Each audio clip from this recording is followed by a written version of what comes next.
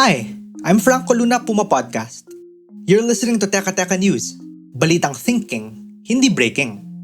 In this episode, we are very much in close coordination with DMW. We want, before end of this year, mayroon tayong mafailan ng kaso talaga. For this to stop, hindi to tama eh. It has to stop. Kawawa yung mga kababayan natin. O nga naman, kawawang mga kababayan. Pero bakit nga ba parating delayed ang mga balikbayan boxes around this time?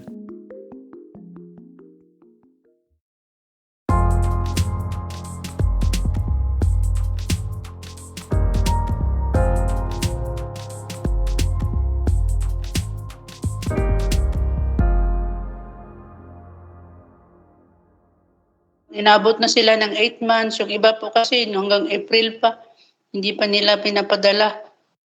This is Sherilyn Niebre. She's an OFW based in Oman.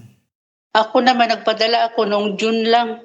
Kasi nga sa kapabayaan ng pagbayad ng custom remittance, yun ang problema nila. Pick up sila ng pick up, tapos hindi pala nila pinapapadala sa pamilya namin.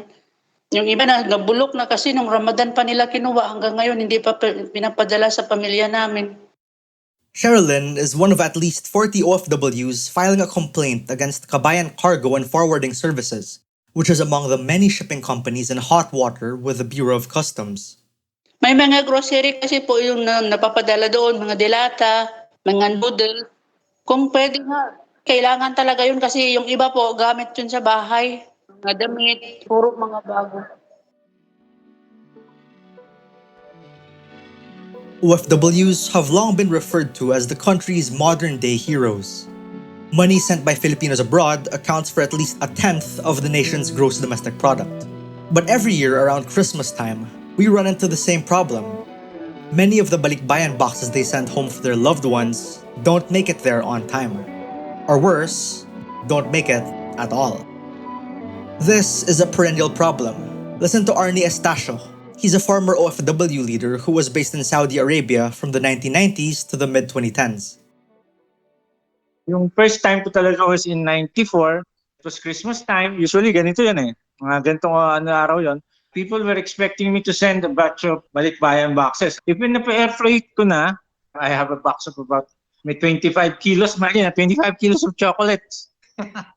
So ganon. Tapos yung iba naman, mga presents to the kids, rubber shoes. So I tried it. I lost one box. Nawalang box yung may chocolates. Tapos yung box nang umabot, bukas. So apparently bukas at saka naman nabawasan yung contents. And buti lang walang appliances. Hindi na ako nagpadala ng after that incident, hindi na ako nagpadala ng kahit anong alam ko pag-iinteresan o mawawala. It's the same story every year.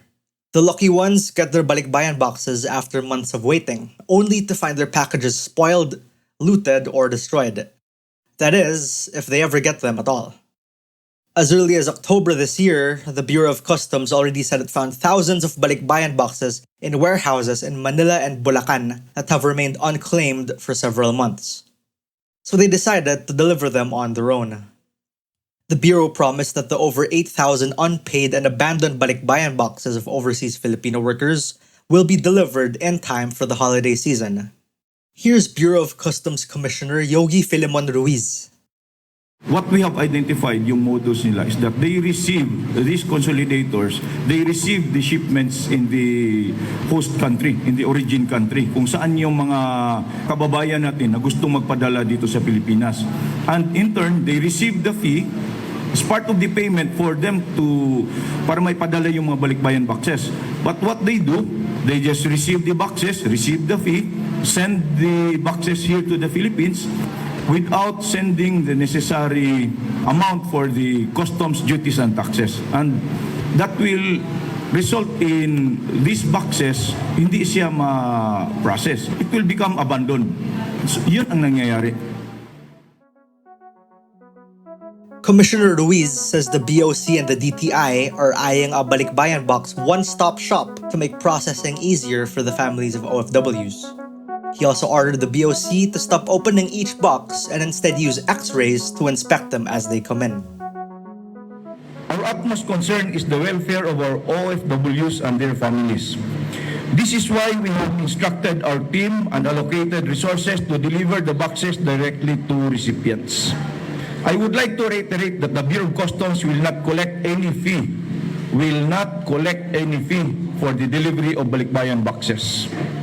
The Bureau of Customs announces that all abandoned packages shipped by Island Kabayan Express Cargo and all Win Balikbayan Cargo may now also be directly delivered to the recipient upon request.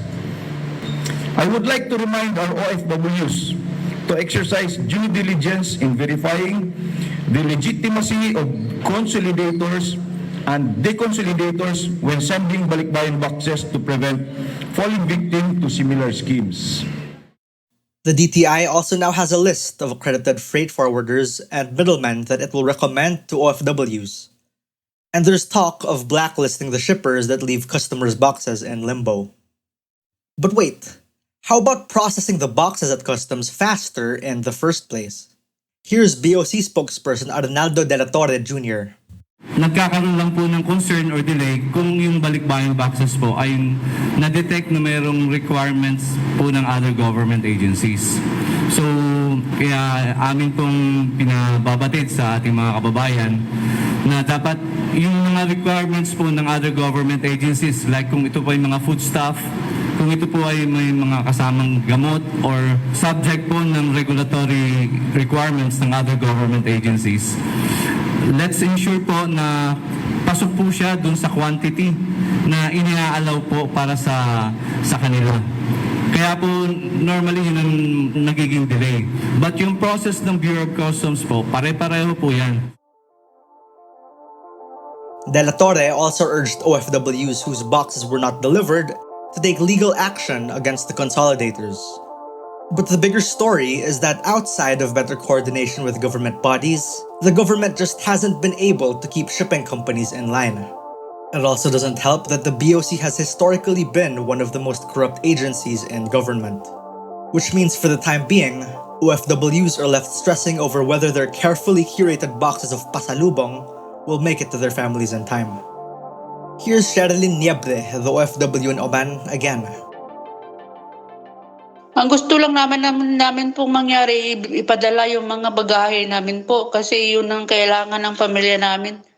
Bahala na po yung costume kung ipa-blacklist nila. Yun ang importante po na maibigay nila yung mga pinadala namin kasi pinaghirapan po namin yun at hindi basta-basta lang yung alam nyo naman po ang trabaho sa ibang bansa kasi magba-birthday sana yung anak ko ditong 16 kaya hindi umabot yun. Sabi ko na lang sa anak ko, makarating yun na lang. And that was today's episode of Teka Teka. Again, I'm Franco Luna. This episode was edited by Presh Capistrano and produced by Kat Ventura. If you like this episode, share it with a friend or two. And of course, don't forget to follow Teka Teka and PumaPodcast wherever you listen. At para sa mga mahilig manood sa YouTube, PumaPodcast na rin po kami doon. Just search PumaPodcast and subscribe to our channel. Thanks for listening.